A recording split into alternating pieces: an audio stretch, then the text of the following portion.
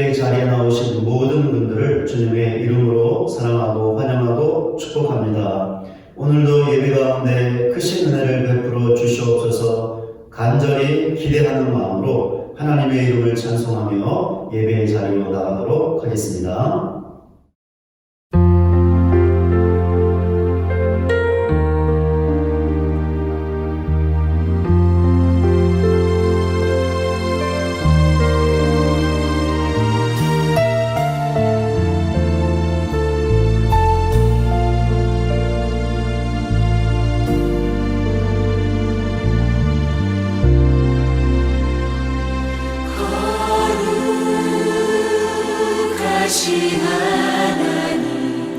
주께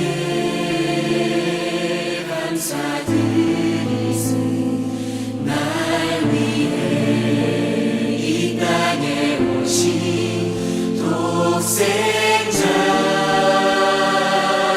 예수,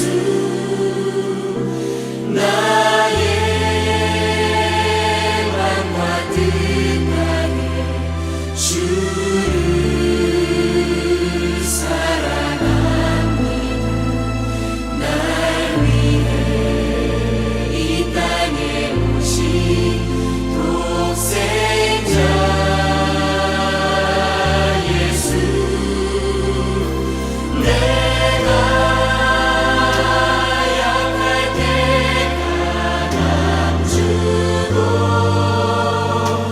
가난할 때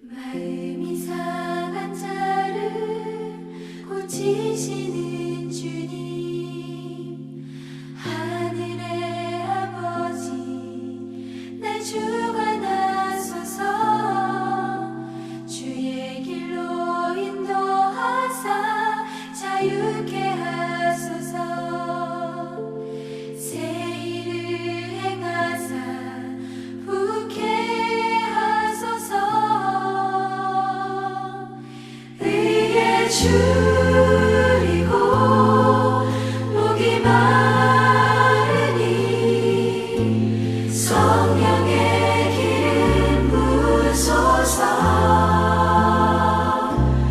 의에 줄이고 목이 마르니 내 잔을 채워 주소서.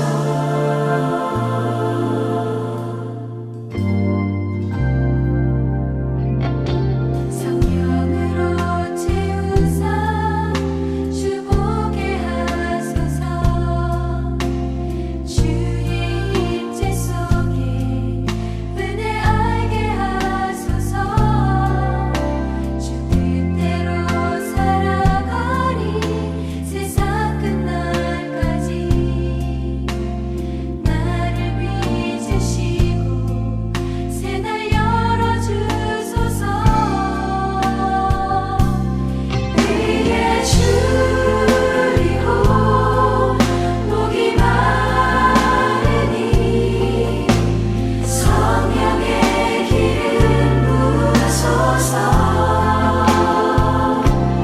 의에 줄이고 목이 마르니 내 잔을 채워 주소서. 의에 줄이고 목이 마르니 성령의 기름 부으소서. 의에 줄이고 목이 마르니 내 잔을 채워 주소서.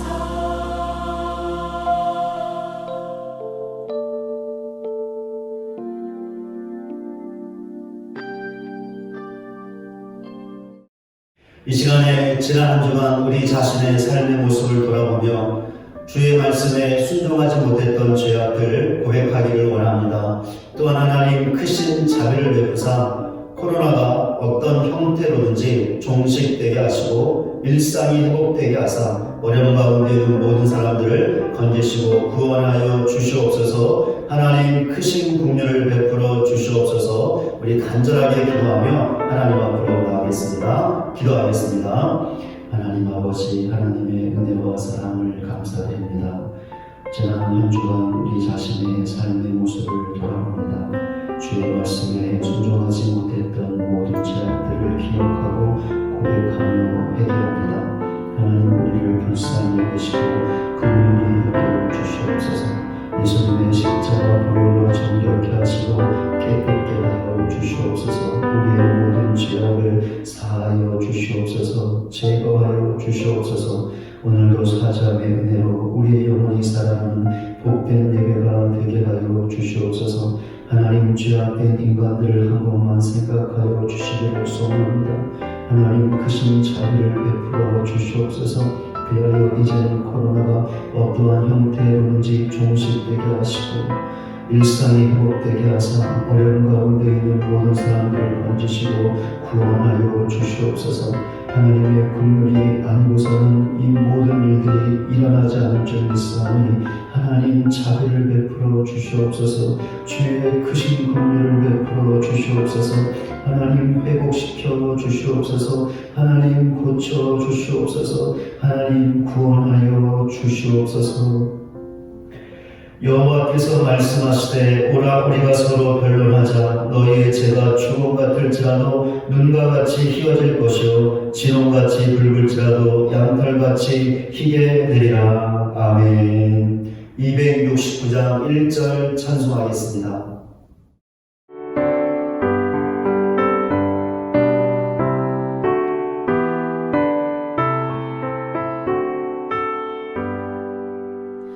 그 참혹한 십자가에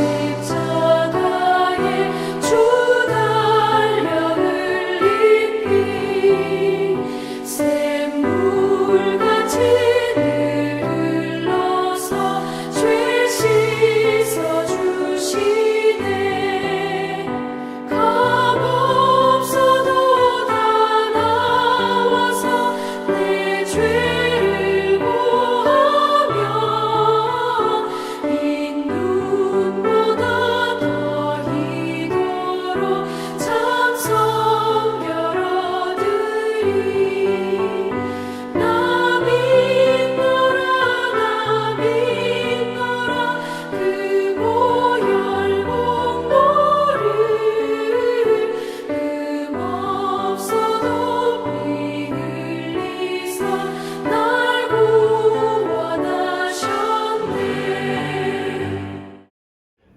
순경으로 우리의 신앙을 고백하겠습니다.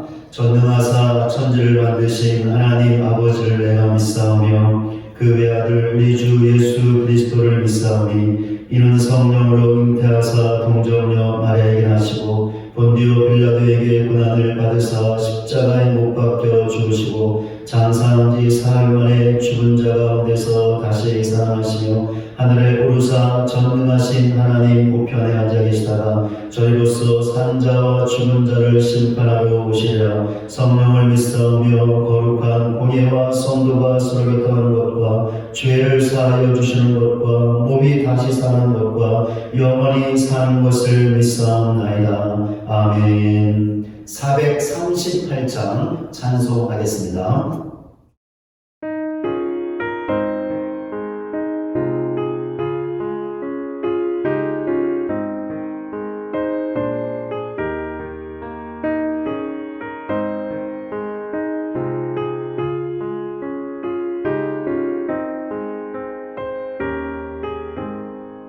내 영혼이 온종일 주와 죄짐 먹고 보니 슬픔 많은 이 세상도 천국으로 와도다. 할렐루야 찬양하세. 내 모든 죄 사함받고 주 예수와 동행하니 그 어디나 하늘나라. 주의 얼굴 뵙기 전에 멀리 뵈던 하늘나라 내 마음속에 이루어지니 날로 날로 가깝도다. 할렐루야 찬양하세. 내 모든 죄 사함받고 주 예수와 동행하니 그 어디나 하늘나라.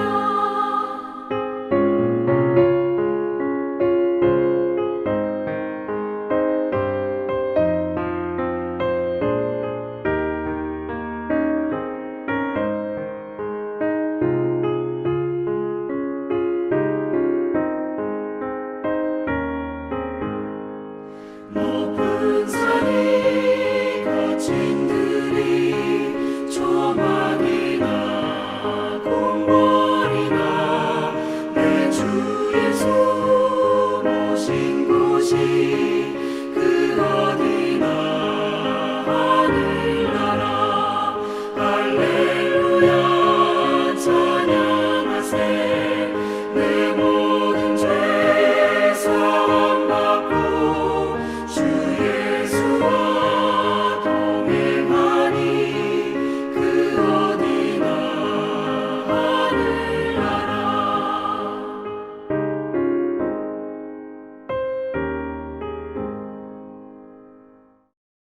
이 시간 우리에게 주시는 하나님의 말씀은 구약 성경 사사기 19장 27절부터 20장 16절까지입니다. 제가 말씀 봉독하겠습니다. 그의 주인이 일찍이 일어나 집문을 열고 떠나고자 하더니 그 여인이 집문 앞에 엎드려져 있고 그의 두 손이 문지방에 있는 것을 보고 그에게 이르되 일어나라 우리가 떠나가자 하나 아무 대답이 없는지라. 이에 그의 십자를 나귀에 싣고 행하여 자기 곳에 돌아가서 그 집에 이르러서는 칼을 가지고 자기 첩에 십자를 거두어 그 마디를 찍어 12덩이에 나누고 그것을 이스라엘 사방에 두루 보내매 그것을 보는 자가 다 이르되 이스라엘 자손이 애굽 땅에서 올라온 날부터 오늘까지 이런 일은 일어나지도 아니하였고 보지도 못하였도다. 이 일을 생각하고 상의한 후에 말하자 하니라. 이에 모든 이스라엘 자손이 단에서부터 부엘사롯까지와 길르앗 땅에서 나와서 그 회중이 일제히 미스바에서 여호와 앞에 모였으니 온 백성의 어른 곧 이스라엘 모든 지파의 어른들은 하나님 백성의 총회에 섰고 칼을 빼는 보병은 40만 명이었으며 이스라엘 자손이 미스바에 올라간 것을 베냐민 자손이 들었더라. 이스라엘 자손이 이르되 이 악한 일이 어떻게 일어나는지 우리에게 말하라 하니 레위 사람 곧 죽임을 당한 여인의 남편이 대답하여 이르되 내가 내 첩과 더불어 베냐민에 속한 기브아에 유숙하러 왔더니 기브아 사람들이 나를 치러 일어나서 밤에 내가 묵고 있던 집을 에워싸고 나를 죽이려고 하고 내 첩을 욕보여 그를 죽게 한지라. 내가 내 첩의 십자를 거두어 쪼개서 이스라엘 기업에 온 땅에 보냈나니 이는 그들이 이스라엘 중에서 음행과 망령된 일을 행하였기 때문이라. 이스라엘 손들아 너희가 다 여기 있은즉 너희의 의견과 방책을 낼지니라 하니라. 모든 백성이 일제히 일어나 이르되 우리가 한 사람도 자기 장막으로 돌아가지 말며 한 사람도 자기 집으로 들어가지 말고 우리가 이제 기브아 사람에게 이렇게 행하리니 곧 제비를 뽑아서 그들을 치되 우리가 이스라엘 모든 지파 중에서 100명에 10명, 1000명에 100명, 10,000명에 1000명을 뽑아 그 백성을 위하여 양식을 준비하고 그들에게 베냐민의 기브아에 가서 그 무리가 이스라엘 중에서 망령된 일을 행한 대로 징계하게 하리라 하니라. 이와 같이 이스라엘 모든 사람이 하나같이 합심하여 그 성읍을 치려고 모였더라. 이스라엘 지파들이 베냐민 온 지파의 사람들을 보내어 두루다니며 이르기를 너희 중에서 생긴 이 악행이 어찌 되느냐. 그런즉 이제 기브아 사람들 곧 그 불량배들을 우리에게 넘겨주어서 우리가 그들을 죽여 이스라엘 중에서 악을 제거하여 버리게 하라 하나 베냐민 자손이 그들의 형제 이스라엘 자손의 말을 듣지 아니하고 도리어 성읍들로부터 기브아에 모이고 나가서 이스라엘 자손과 싸우고자 하니라. 그때 그 성읍들로부터 나온 베냐민 자손의 수는 칼을 빼는 자가 모두 26,000명이요 그 외 기브아 주인 중 택한 자가 700명인데 이 모든 백성 중에서 택한 700명은 다 왼손잡이라. 물매로 돌을 던지면 조금 더 틀림이 없는 자들이더라. 아멘. 영상 특별 찬양으로 하나님께 영광 올려드리겠습니다.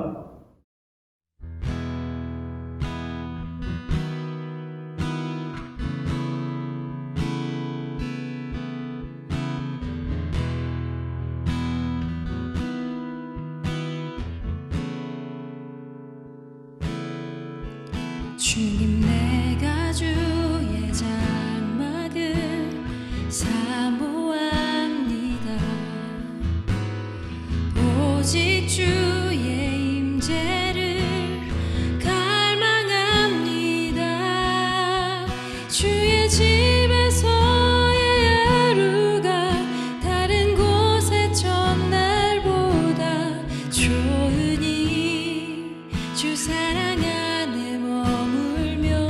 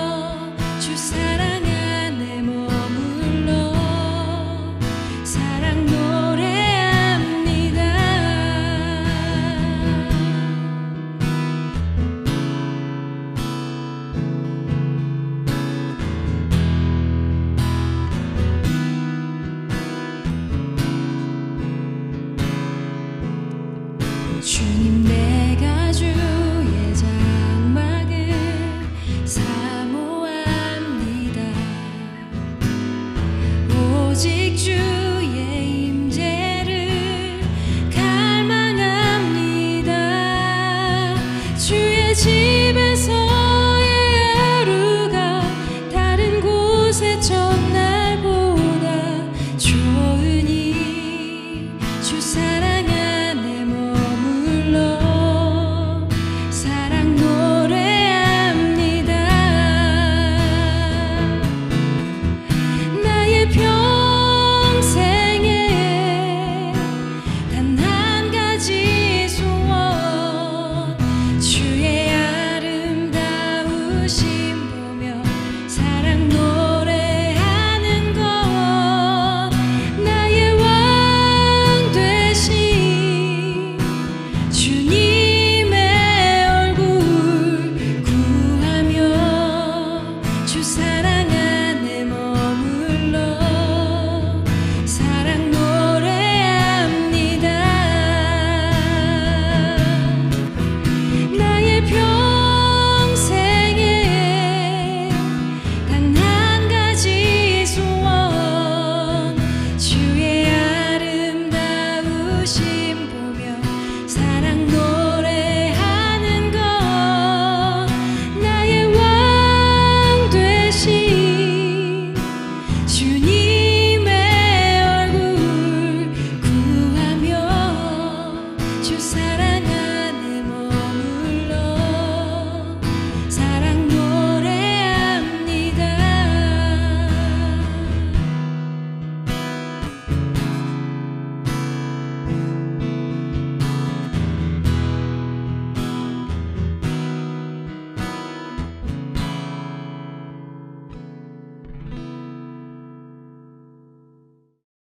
함께 예배하는 우리 가족분들과 함께 사랑의 인사 나누겠습니다. 오늘도 은혜 많이 받으세요. 같이 함께 사랑의 인사 나누겠습니다. 오늘도 은혜 많이 받으세요. 아멘. 예전에 텔레비전에서 방영되었던 불멸의 이순신이라는 역사 드라마가 있었습니다.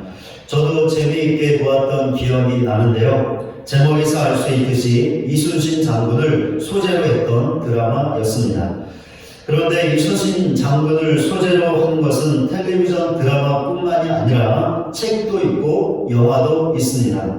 아마 여러분들 중에서도 책을 읽거나 영화를 보신 분들이 있을 것입니다.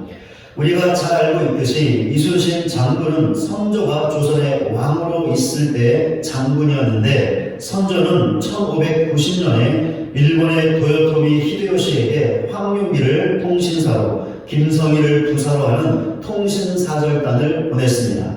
임진왜란이 일어나기 2년 전의 일이었죠. 통신사절단이 돌아와서 선조에게 도요토미 히데요시에 대한 보고를 했습니다. 그때 황윤길과 김성희는 전혀 다른 보고를 했습니다. 황윤길은 히데요시의 눈에 광채가 있고 담력과 지략이 있어 보여 큰일을 꾸밀 자 같으므로 만반의 대비가 필요하다라고 보고했습니다. 반면에 김성일은 히데요시는 쥐새끼처럼 옥렬한 인간이어서 큰 일을 꾸밀 위인이 못되므로 염려할 것이 없다라고 보고했습니다. 선조는 불행하게도 김성일의 보고를 받아들였습니다.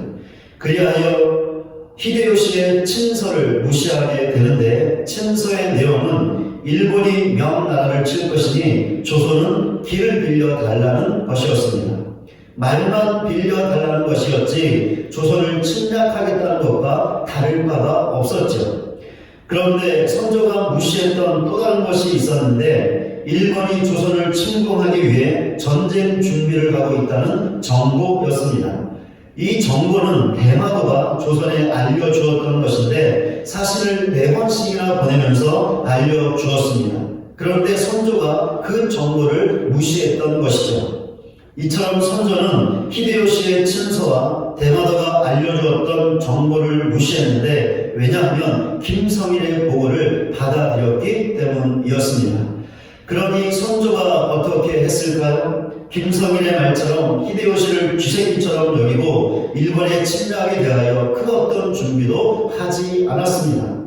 그 결과 일본이 15만의 대군으로 조선을 침략했을 때 조선의 병력은 고작 7,000명에 불과했습니다. 심지어 제대로 무장을 갖추지 못한 병사들이 태반이었다고 합니다. 그러니 전쟁의 양상이 어떠했을까요? 그야말로 일본이 파죽지세로 치고 올라왔는데 부산을 점령하고 나서 천리거리를 북상하여 서울을 점령하는데 겨우 20일밖에 걸리지 않았습니다. 그런데 전쟁이 쉽게 일본의 승리로 끝나지 않고 7년이나 걸리게 되었는데 7년의 전쟁 동안 일본의 15만 대군은 남에서 북으로 2번 밀고 올라왔다가 2번 밀려 내려왔습니다. 또한 조선을 돕기 위해 왔던 명나라 군대도 북에서 남으로 2번 내려왔다가 2번 올라갔습니다. 평도로 따지면 일본 군대와 명나라 군대가 각각 4번씩 총 8번의 진군과 퇴각이 있었습니다. 그러니 이 기간 동안 조선의 전국토는 완전히 초토화되었고 재산상의 손실뿐만이 아니라 전사자, 아사자, 병사자를 합치면 사상자의 수가 전 국민의 80%에 달했다고 합니다. 정말이지 우리 민족이 당했던 끔찍하고 비참했던 비극이 아닐 수 없었는데요. 이 비극은 무능한 한 명의 통치자였던 선조가 빚어낸 국가적인 참상이었다고 할 수 있을 것입니다.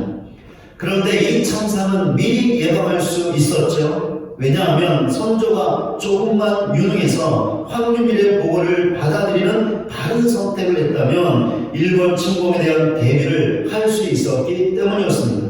그러나 선조는 그렇게 하지 못했고 결국 선조 한 사람을 통해서 조선은 엄청난 참상을 당하게 되었던 것입니다.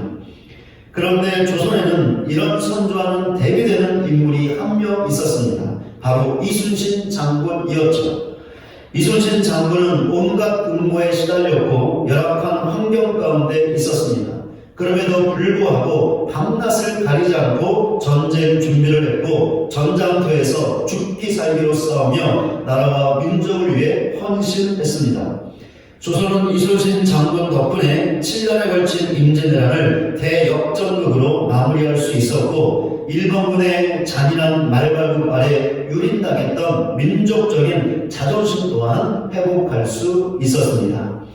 선조와 이순신의 대비되는 모습을 통해 우리는 역사가 주는 중요한 교훈 한 가지를 얻을 수 있습니다. 무엇이냐면 한 사람 때문에 나라가 망할 수 있고 한 사람 때문에 나라가 세워질 수 있다라는 것입니다. 한 사람 때문에 국민이 고통을 당할 수 있다는 것이고 한 사람 때문에 국민이 위로를 받을 수 있다라는 것이죠. 결국 한 사람이 중요하다라는 것입니다. 이런 역사의 교훈은 기업에서도 찾아볼 수 있습니다. 승승장구하던 기업이 한 사람 때문에 망할 수 있고 반대로 쓰러져가던 기업이 한 사람 때문에 재건될 수 있다는 것입니다. 제가 태어나기 전의 일인데요. 국내를 대표하고 있던 13명의 경제인들이 경제재건 촉진회라고 하는 경제단체를 만들었습니다. 나중에 이 단체는 업종별로 50개의 경제단체에 포함된 100개의 기업을 영입해서 한국경제인연합회로 이름을 바꾸며 더 크게 확장되었습니다. 이 단체가 바로 오늘날의 전경련, 즉 전국경제인연합회의 시초가 되었습니다. 그런데 100개의 기업들 중에서 지금 기업답게 남아있는 것은 고작 몇 개뿐이고 나머지 기업들은 모두 도산하거나 도태되었다고 합니다. 방직으로 대기업을 일구었던 어떤 기업을 예로 들면 1966년에 이 기업은 12개의 자회사에 12,000명의 직원을 거닐고 있던 대그룹이었고 그의 수출 실적은 대한민국 전체 수출의 80%를 차지할 정도였습니다. 그런데 이러했던 그 기업이 불과 몇 년 지나지 않아 무너지고 말았습니다. 한국경제인연합회에 속해 있던 대부분의 기업들이 이 그룹과 같은 전철을 밟았습니다. 왜 이런 일들이 일어났던 것일까요? 절대로 쓰러지지 않을 것 같던 기업들이 왜 어느 날 갑자기 망하게 되었던 것일까요? 어떤 정경련 관계자는 그 이유를 경영자의 잘못 때문이라고 못 박아서 합니다. 이런 사실은 아무리 거대한 기업이라 할지라도 기라성 같은 인재를 거느린 기업이라 할지라도 경영자 한 사람 때문에 얼마든지 망할 수 있다는 것을 보여주는 것입니다. 그렇다면 그 반대의 일도 있을 수 있는 것이죠. 경영자 한 사람 때문에 기업이 세워질 수도 있다라는 것입니다. 그렇습니다.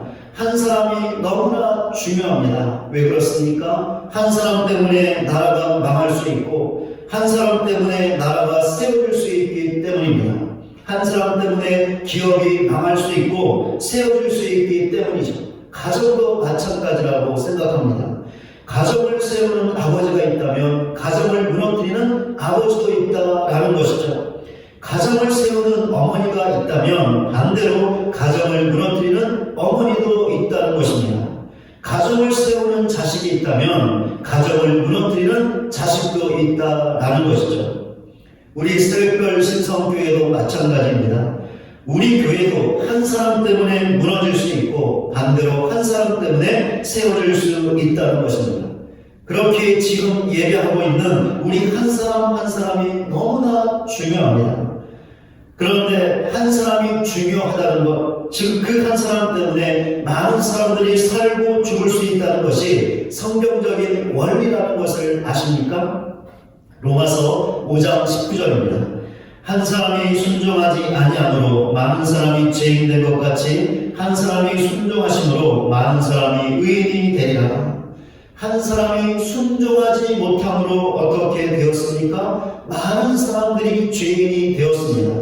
이 한 사람이 누구이죠? 최초의 인간이자 모든 인간을 대표하는 아담이었습니다. 그런데 그 반대의 일이 일어났죠. 한 사람이 순종함으로 많은 사람이 의인이 된 것입니다. 이 사람이 누구입니까? 우리의 구원자 예수 그리스도이십니다. 그렇습니다. 아담 한 사람이 순종하지 않았기 때문에 이 세상에 죄가 들어왔고 모든 사람들이 죄인이 되었습니다.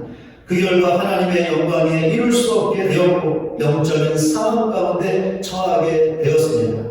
그러나 예수님 한 사람이 순종함으로 죄인이 자기 죄를 용서받아 구원받을 수 있었고 의인이 될 수 있었습니다. 그 결과 영원한 사망이 아닌 영원한 생명을 얻을 수 있게 되었습니다. 오늘 본문을 통해서도 한 사람이 중요하다는 성경적인 원리를 찾아볼 수 있습니다. 본문을 보면 레위인 한 사람이 나오는데 이 사람은 그의 족과 함께 유대 베들레헴에서 그가 살고 있던 에브라임 산지로 가고 있었습니다. 레위인은 그 여정 중에 베냐민 지파에 속해 있던 기브아라는 곳에 이르게 되었고 그곳에 살던 어떤 노인의 도움을 받아 그 노인의 집에서 하룻밤을 묵게 되었습니다. 그런데 기브아의 불량배들이 노인의 집을 찾아왔습니다. 그리고는 레위인과 성관계를 하겠으니 그를 내어달라고 요구했습니다. 동성애를 하겠다는 것이었는데 사사시대 때 너무나 타락했던 이스라엘 민족의 모습을 잘 볼 수 있는 대목입니다. 노인은 그들의 요구를 받아주지 않았죠. 그 대신 자기 아내와 딸과 레위인의 첩을 내어줄 테니 그들 마음대로 하라고 했습니다. 불량배들은 노인의 제안을 받아들이지 않았습니다. 그러자 레위인이 자기 첩을 붙잡아 불량배들이 있던 밖으로 끌어냈습니다. 불량배들은 레위인의 첩을 밤새도록 능욕하고 새벽이 되어서야 놓아주었는데 그만 레위인의 첩이 죽고 말았습니다. 레위인은 분노했습니다. 그렇다면 레위인의 분노는 기브아의 불량배들이 저질렀던 죄악에 대한 의로운 분노였을까요? 그러니까 그 죄악을 증오하시는 하나님의 마음을 품은 정당한 분노였을까라는 것입니다.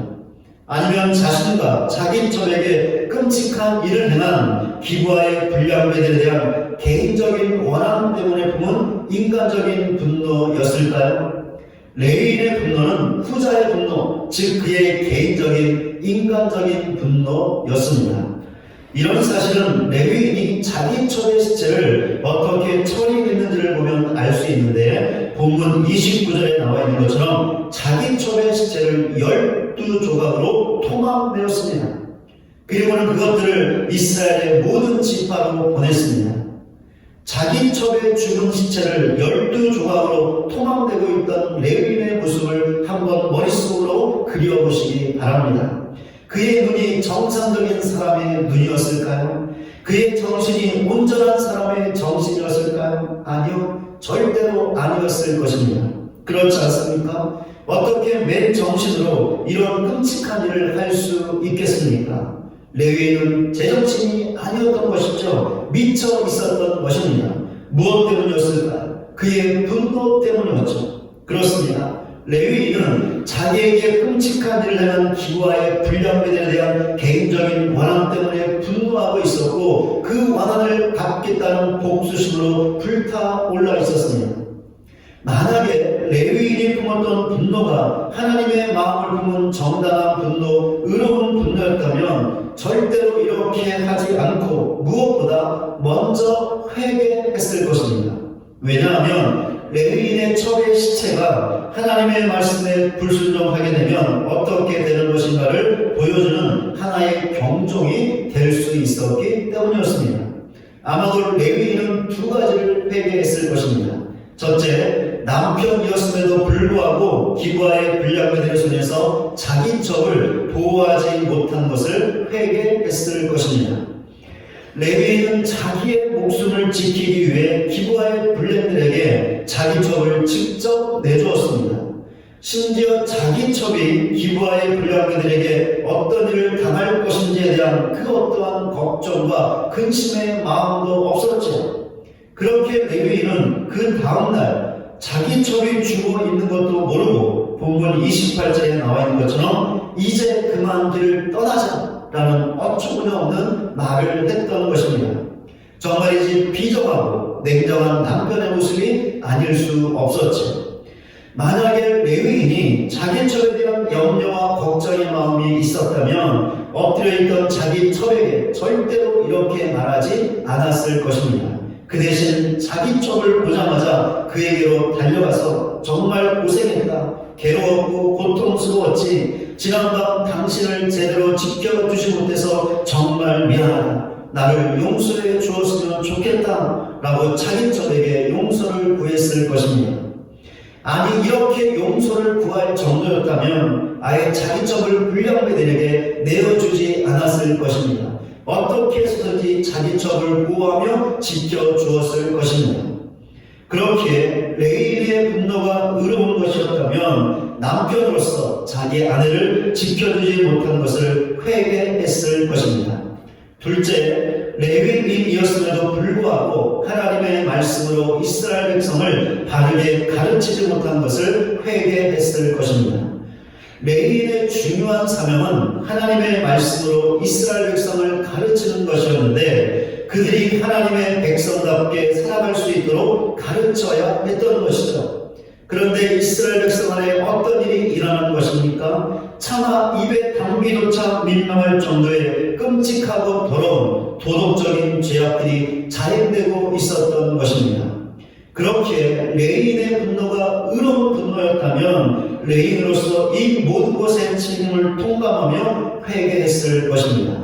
그런데 어떻습니까? 레위인이 이처럼 회개했습니까? 아니요. 응답 회개해야 했음에도 불구하고 그렇게 하지 않았습니다. 그 대신 어떻게 했습니까? 기부와의 불량배들에 대한 개인적인 원한으로 미쳐 있었습니다. 그리하여 자기 첩의 시체를 12조각 내어 이스라엘 모든 지파로 보내는, 어떻게 보면 자기 첩을 2번 죽이는 끔찍한 일을 행하고 말았던 것입니다. 바로 이런 사실을 통해 레위인의 분노가 하나님의 마음으로 했던 의로운 분노가 아니었다는 것을 알 수 있는 것입니다. 그런데 더 심각한 문제가 있었는데 레위인 한 사람의 분노가 이스라엘 전체로 퍼진 것이었습니다. 레위인이 이스라엘의 모든 지파에게 보낸 통합난 시체를 보고 모든 이스라엘도 레위인처럼 분노하게 되었던 것이죠. 이스라엘의 분노가 얼마나 강했는지를 보여주는 몇 가지 사실이 있습니다. 본문 1절입니다.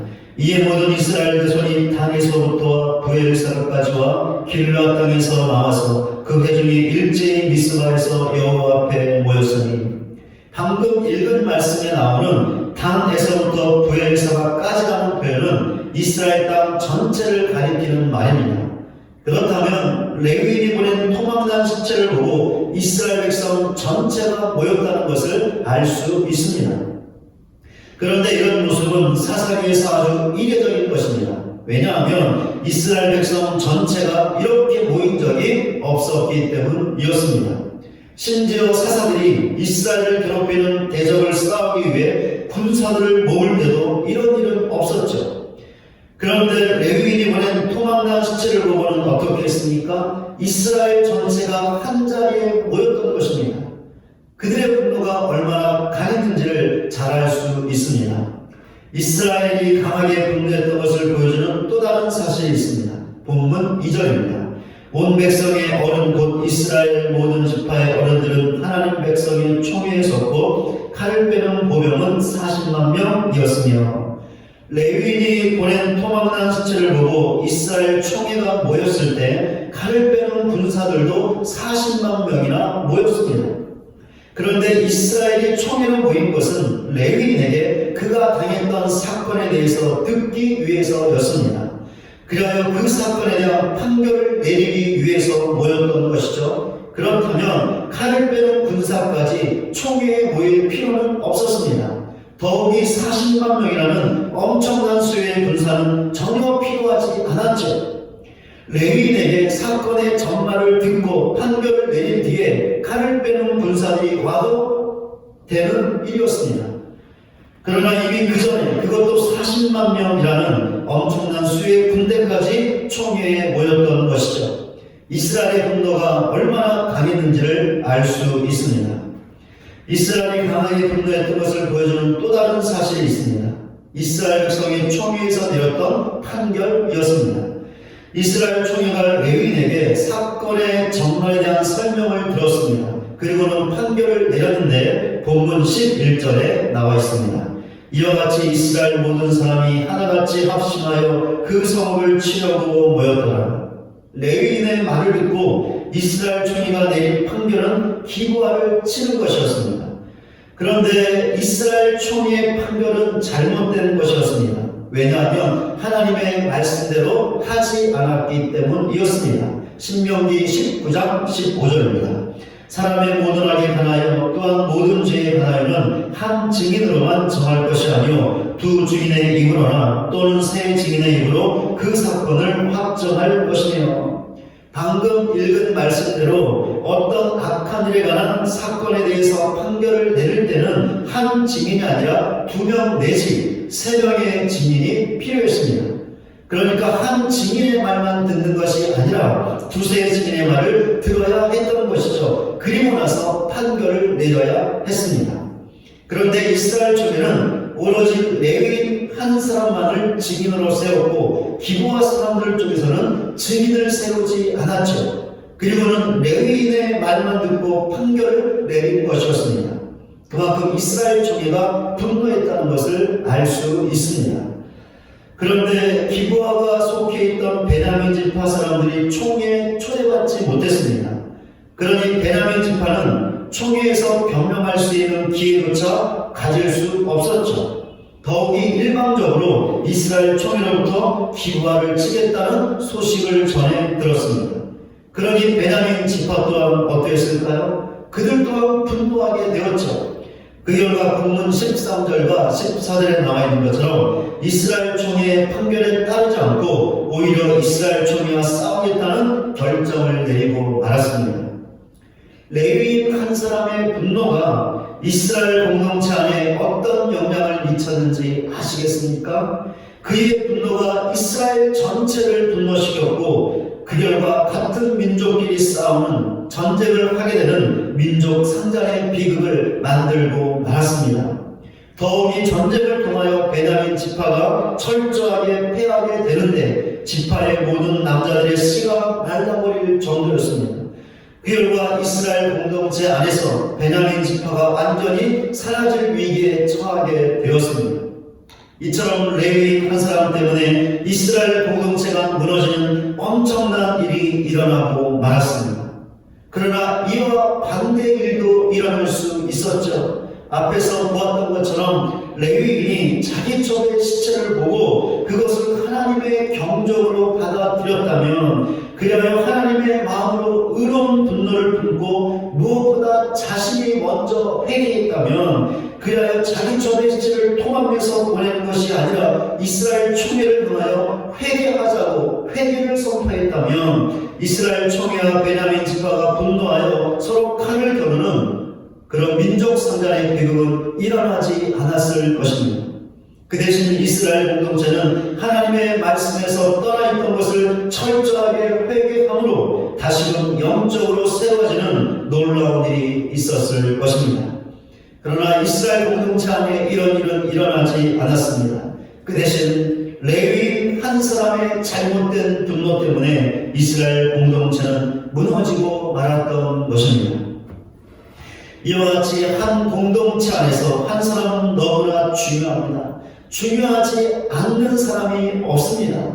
모든 사람이 한 사람 한 사람으로서 너무나 중요합니다. 왜 그렇습니까? 한 사람 때문에 공동체가 무너질 수 있고 세워질 수 있기 때문입니다. 나라가 세워질 수 있고 무너질 수 있는 것이죠. 기업이 세워질 수 있고 무너질 수 있는 것입니다. 가정이 세워질 수 있고 가정이 무너질 수 있는 것이죠. 목장이 세워질 수 있고 무너질 수 있는 것이고, 더나아가 우리 교회가 세워질 수 있고 무너질 수 있는 것입니다. 그렇다면 우리 자신은 어떻습니까? 우리 교회 안에서 나 한 사람이 너무나 중요하다라는 사실을 마음 깊이 인식하고 있습니까? 그리하여 교회를 사랑하며 교회를 위해 기도하며 교회를 위해 수고하고 헌신하고 있습니까? 교회를 사랑하는 마음으로 섬기고 있습니까? 만약에 이렇게 하고 있다면 우리 자신은 교회를 허무는 사람이 아니라 교회를 세우는 사람입니다. 그러나 나 한 사람쯤이야 라는 생각을 갖고 다른 사람이 교회를 사랑할 것이고, 다른 사람이 교회를 위해 기도할 것이고, 다른 사람이 교회를 위해 수고하며 헌신할 것이니 나는 하지 않아도 된다라고 여기고 있습니까? 더 나아가 실제로 그렇게 행하고 있으니까, 만약에 이렇게 하고 있다면 우리 자신은 교회를 세우는 사람이 아니라 교회를 무너지게 하는 사람입니다. 우리 자신의 모습은 어떻습니까? 이 시간에 잠시 내 자신의 모습을 돌아보시기 바랍니다. 우리 교회 안에서 나 한 사람이 너무나 중요하다라는 사실을 확고하게 믿는 우리 모두가 되시기 바랍니다. 그리하여 다른 사람은 보지 마시고 내가 먼저 교회를 사랑하고, 내가 먼저 교회를 위해 기도하고, 내가 먼저 교회를 위해 수고함으로 하나님의 영광스러운 교회를 허무는 것이 아니라 든든하게 세우는 귀한 믿음의 사람들이 되는 저와 여러분 모두가 되시기를 주님의 이름으로 간절히 소원합니다. 말씀을 맺겠습니다. 오늘 우리 교회는 재직 헌신 주일로 지키며 오늘 주일 예배를 재직 헌신 예배로 드리고 있습니다. 주보 사면을 보시면 우리 교회 재직 현황이 나와 있는데요. 재직들을 모두 합하면 85명입니다. 그런데 85명의 재직분들이 나 한 사람쯤 기도에 빠진다고 교회가 어떻게 되겠어? 다른 사람이 나와서 기도하겠지 라고 여긴다면, 그래서 기도회에 나오지 않는다면 어떻게 될까요? 물론 이렇게 생각하고 기도회에 나오지 않는 그 한 분 때문에 교회가 어떻게 되지 않습니다. 그런데 모든 재직분들이 이런 생각을 하고 기도회에 나오지 않는다고 생각해 보시기 바랍니다. 그럼 그때는 어떻게 될까요? 그때는 문제가 심각해질 것이며 교회도 잘못될 것입니다. 왜 그렇습니까? 모든 재직분들이 기도회에 나오지 않을 것이기 때문이죠. 기도하지 않는 교회가 어떻게 괜찮을 수 있겠습니까? 절대로 그럴 수 없는 것이죠. 그러니 만약에 이렇게 된다면 교회는 큰일이 나게 되는 것입니다. 이번에는 반대의 경우를 생각해 보시기 바랍니다. 모든 재직분들이 나 한 사람이 너무나 중요한 것을 알고 다른 사람이 기도하든 말든 나는 기도해야겠다 라는 마음을 먹고 기도회에 나온다면 그때는 어떻게 될까요? 그때는 교회에 아무런 문제가 없을 것입니다. 왜 그렇습니까? 모든 재직분들이 나와서 기도하는 것이기 때문입니다.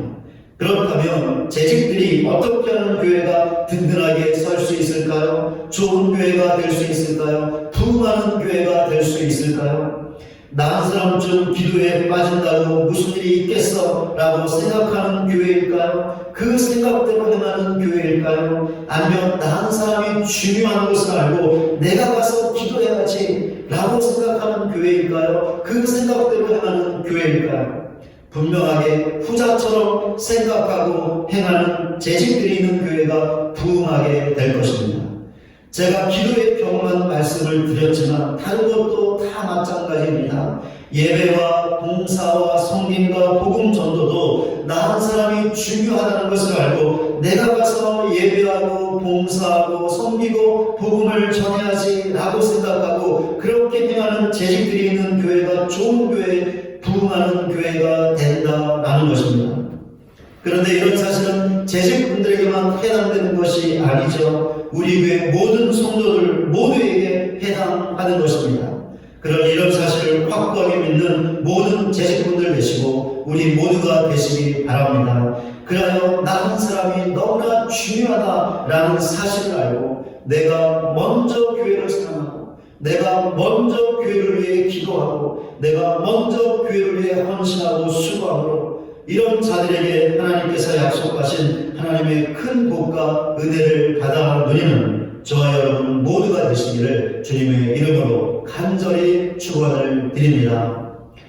찬송가 50장 부르시면서 준비하신 예물 하나님께 올려드리겠습니다.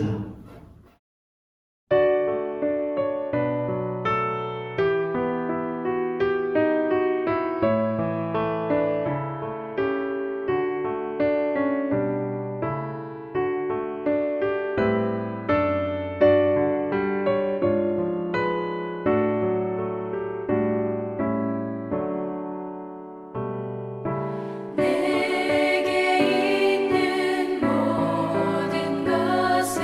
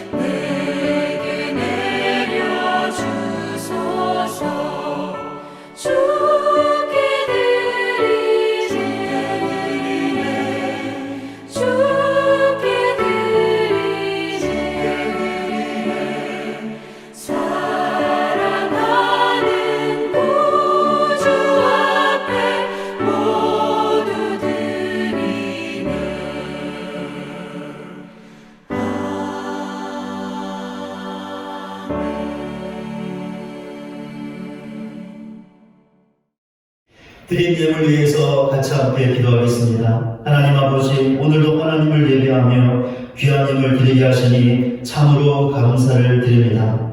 오늘도 우리가 가진 모든 것 하나님께서 주셨습니다. 라는 믿음의 표현으로 10의 1조를 드린 귀한 가정들과 지체들이 있습니다. 복음 증거를 위하여 성경헌금으로 귀한 예물 드린 사랑하는 가정들과 지체들이 있습니다. 1,000번째 헌금을 드린 귀한 가정들과 지체들이 있습니다. 교회를 사랑하는 마음으로 교회 사랑 헌금으로 헌신하는 가정들과 지체들이 있습니다. 아버지 하나님, 모든 이 귀한 예물 드린 사랑하는 가정들과 지체들을 기억하시고 이 시간 위로하여 주시옵소서. 귀한 예물 드리게 하여 삶의 현장에서 많이 수고하고 힘을 다했사오니 이 시간 감동케 하여 주시옵소서. 그리하여 삶의 현장으로 돌아가 주어진 모든 상황들을 능히 감당하며 하나님의 복을 받으며 살아갈 수 있는 모든 가정들 지체들 되게 하여 주시옵소서. 오늘도 귀한 예물 드린 가정들과 지체들을 기억하사 세상의 물질 때문에 어려움 당하지 않게 하시고 필요할 때마다 채워주시고 공급하여 주셔서 아무런 염려 없이 이 땅의 삶을 살게 하시고 주님 귀를 더욱더 신실하게 섬겨나갈 수 있는 모든 가정들 지체들 되게 하여 주시옵소서. 오늘도 여러 가지 감사의 내용과 기도의 제목을 담아 감사의 예물 드린 귀한 가정들과 지체들도 있사오니 감사의 고백을 받으시고 모든 기도에 응답하여 주시옵소서. 그리하여 더 풍성한 감사로 하나님께 나갈 수 있는 모든 가정들 지체들 되게 하여 주시옵소서. 예수 그리스도의 이름으로 기도드립니다. 아멘. 이제 찬송하고 예배를 마치도록 하겠습니다.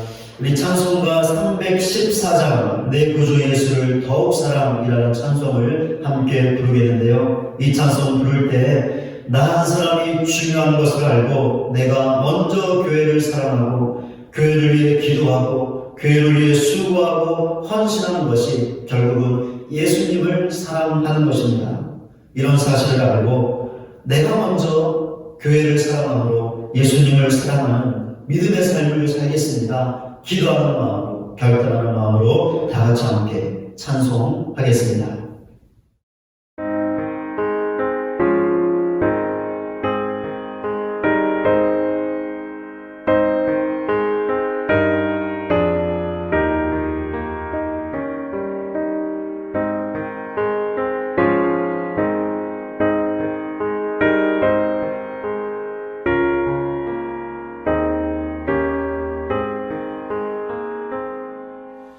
내 구주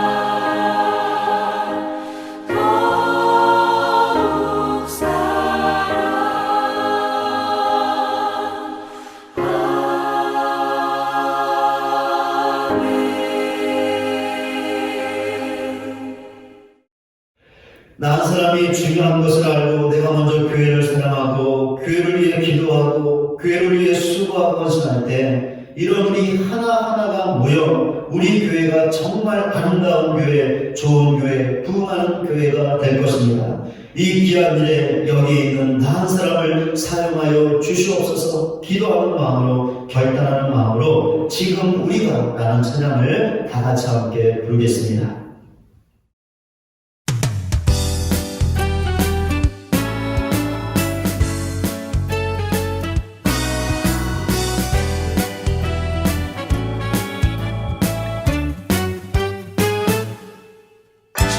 우리가 주님 안에 하나가 되어 바로 주님이 원하시는 뜻대로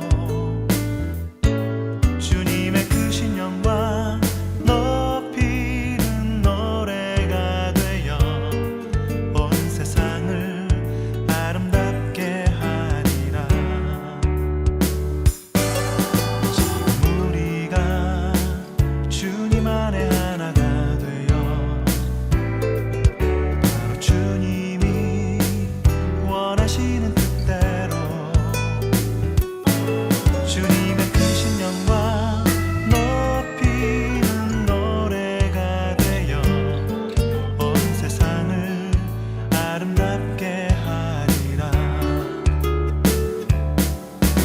우리 모두가 주를 노래하는 아름다운 소리로 하나가 되어 바로 이곳을 더욱 아름답게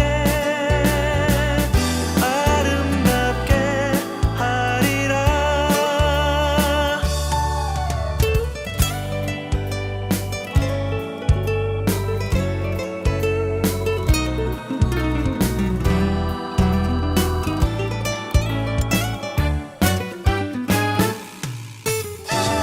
우리가 주님 안에 하나가 되어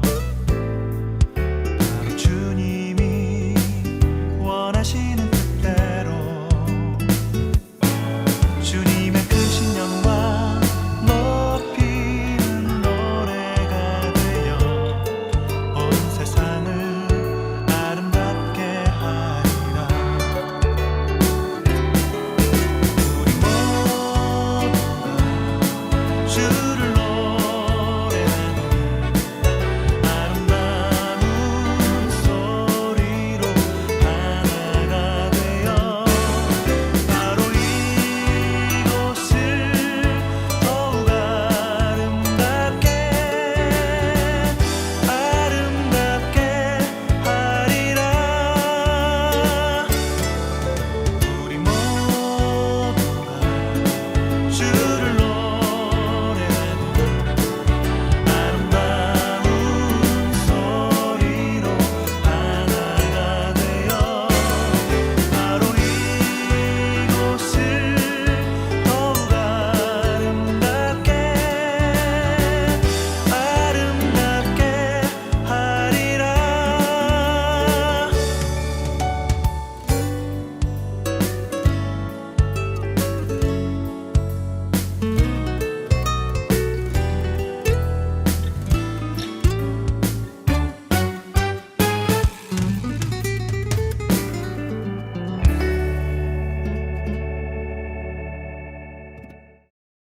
지금은 우리 구주 예수 그리스도의 은혜와 하나님 아버지의 다함이 없는 사랑과 성령님의 감화감동 변화시키시는 능력이 나 한 사람이 중요하다는 것을 믿고 내가 먼저 교회를 사랑하고 내가 먼저 교회를 위해 기도하고 내가 먼저 교회를 위해 수고하고 헌신함으로 우리 교회가 좋은 교회, 부흥하는 교회가 되는 데 쓰임받을 것을 결단하고 예배의 자리를 떠나는 우리 모두 위에 이제부터 영원토록 함께 계실지어다. 아멘.